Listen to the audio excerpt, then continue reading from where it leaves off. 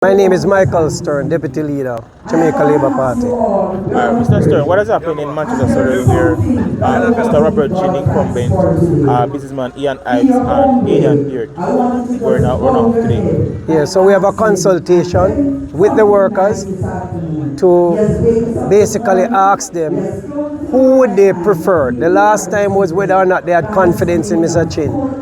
And this time it's whether or not they choose one of the candidates that were interviewed by the party to move forward. And that is not final until we have the final result going to the Operations Council and the Selection Committee in the Jamaica Labour Party. So even though today we had the runoff and we have a result which will come out in the public eye, we still have to go back to the party and meet at the Operations Council and Selection Committee to make the final call.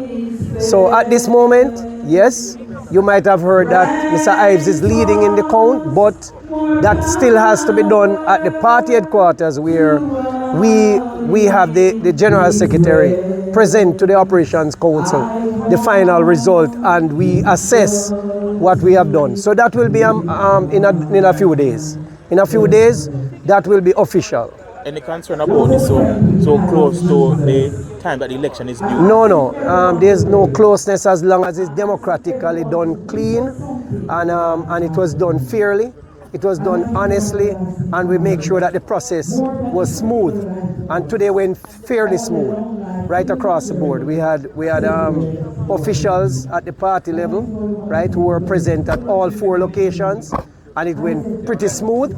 And everybody got to exercise their democratic rights. And these are registered workers with the party in South Manchester.